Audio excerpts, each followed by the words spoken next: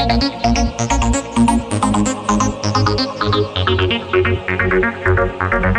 भारत, मैं आनंद स्वागत करता हूं आपके अपने चैनल वाईटी पेपर पर। तो हम लोग पिछले क्लास में ट्राइबल मूवमेंट पढ़ चुके थे, सूफी मूवमेंट पढ़ चुके थे। तो आज हमारा नेक्स्ट टॉपिक है, जो इम्पोर्टेंट हमारा टॉपिक है, जो कि आपका है रिवॉल्ट ऑफ 1857।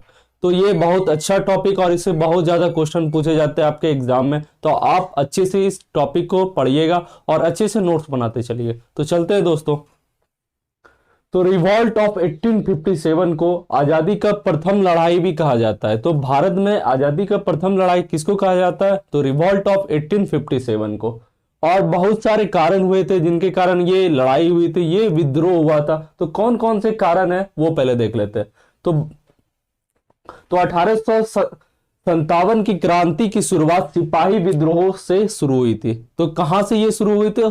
तो सिपाही विद्रोह से शुरू हुई थी। तो कभी पूछ लिया जाएगा क्वेश्चन की 1857 की जो लड़ाई थी वो कहां से शुरू हुई थी? तो सिपाही विद्रोह से शुरू हुई थी। फिर बहुत सारे लोगों ने इनके बारे में अलग अलग बात बोले 1857 के बारे में।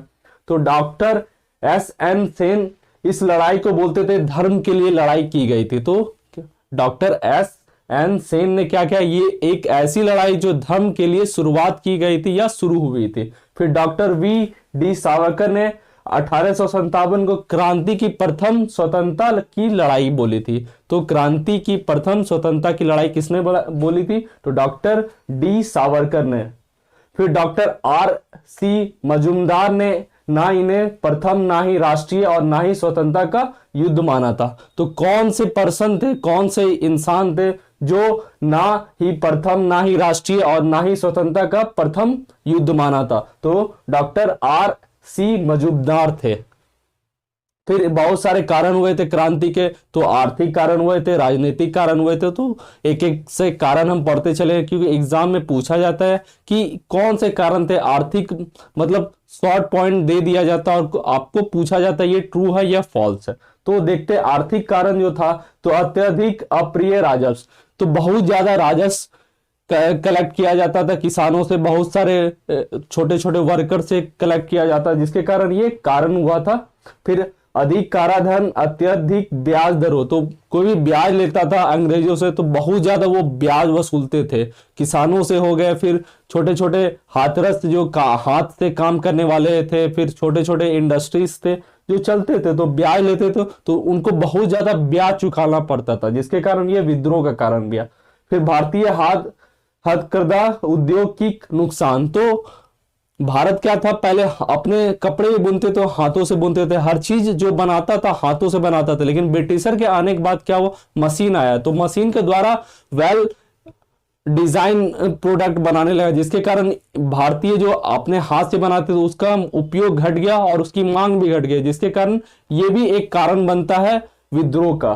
फिर अंग्रेजों का अत्यधिक हस्तक्षेप। तो हर चीज में अंग्रेज क्या करने लगे, बहुत ज्यादा हस्तक्षेप करने लगे, हर चीज में अपने से वो डील करने लगे, हर चीज में। तो कभी धर्म में डील करते थे, तो बहुत सारे चीज में डील करने लगे, जिसके कारण ये भी विद्रोह का एक मुख्य कारण बना। तो अंग्रेजों का अत्यधिक हस्तक्षेप भी एक आर्थिक कारण था, जिसके कारण ये विद्रोह हुआ था। अब हम चलते हैं दूसरे कारण पर, जो कि आपका है राजनीतिक कारण। तो राजनीतिक कारण में क्या हुआ था, तो सहायक संधि हुई थी। तो सहायक संधि लॉर्ड वेलेस्ली के द्वारा की गई थी। तो सहायक संधि पूछ लिया जाएगा, जिसके कारण ये भी विद्रोह हुआ था। तो लॉर्ड वेलेस्ली के द्वारा कौन सी संधि की गई थी, तो सहायक संधि। फिर वैगत सिद्धांत किसने लिखा था, तो लॉर्ड डलहौजी ने लिखा था, वैगत सिद्धांत। तो ये लॉर्ड डलहौजी। फिर धार्मिक अयोग्यता अधिनियम। तो धार्मिक अयोग्यता नियम किसके कारण हुआ था, राजनीतिक कारण था। और 1856 में धर्म परिवर्तन किया जाता था। तो ईसाई से आप हिंदू बन सकते थे और हिंदू से ईसाई बन सकते थे। तो जिसके कारण यहाँ भारतीयों में इस कारण से विद्रोह का कारण बना। और क्या होता है, धर्म परिवर्तन से बहुत सारा चीज होता है जिसके कारण हम लोग विद्रोह करते हैं। तो ये एक मुख्य कारण था, राजनीतिक कारण। फिर अगला प्रशासनिक कारण। तो प्रशासन में भी बहुत सारे विद्रोह होने लगे, जिसके कारण विद्रोह ज्यादा फैलता गया। तो भयंकर भ्रष्टाचार होने लगा। तो निचले स्तर पर पुलिस जो और निचले अधिकारियों के बीच बहुत सारा भ्रष्टाचार किया जाता था। जो अंग्रेज के बड़े पद मिलते थे अंग्रेजों को और भारतीयों को निचले पद मिलते थे, जिसके कारण ये सब भ्रष्टाचार का कारण बना। फिर भारतीय विकास पर कोई ध्यान नहीं, तो भारतीय का विकास गिरते चला गया, भारत और ब्रिटिशर ज्यादा उठते चले गए थे, जिसके कारण ये भी एक मुख्य कारण बना। फिर सामाजिक आर्थिक कारण, तो अंग्रेजों के ने स्वयं को श्रेष्ठ मानने का रवैया, तो श्रेष्ठ मानने का रवैया के कारण ये भी एक कारण बना। अंग्रेज हमेशा क्या बोलते थे, भारतीय को नीचा दिखाते थे और अंग्रेज हमेशा ऊपर दिखते थे, जिसके कारण ये भी एक कारण था। फिर ईसाई मिशनरियों की गतिविधियां, तो ईसाई धर्म का बहुत ज्यादा फैलाव होने लगा इंडिया में और सबको धर्म परिवर्तन के लिए प्रेरित किया गया या बहुत ज्यादा बोला गया कि आप इस धर्म को अपनाइए, तो जिसके कारण ये भी एक कारण बना। फिर सामाजिक आर्थिक सुधारों जैसे, तो बहुत सारे सामाजिक सुधारों के कभी कभी होता है कि कुछ सुधार अच्छे के लिए होता है, तो लेकिन भारतीय अपने जो परंपरा को छोड़ना नहीं चाहते थे, तो उसमें से सती प्रथा का अंत किया गया था, जिसके कारण ये भी एक कारण बना था।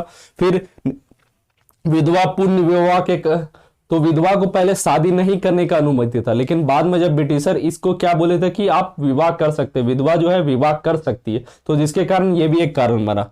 फिर महिलाओं को शिक्षा का प्रयास, तो पहले महिलाओं को शिक्षा नहीं दिया जाता था, पूरी तरह अनपढ़ थे, केवल वो घर का काम करती थी और खेतों का, लेकिन जब ब्रिटिशर आए तो उनको बोला गया कि महिलाओं को भी शिक्षा दिया, जिसके कारण ये भी एक कारण बना आपके विद्रोह का।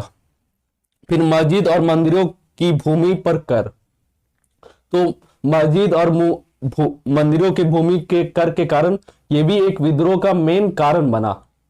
तो ये कारण थे जिसके कारण विद्रोह हुआ। तो अब कुछ हम जो इंपॉर्टेंट पॉइंट है वो नेक्स्ट टॉपिक में पढ़ेंगे दोस्तों।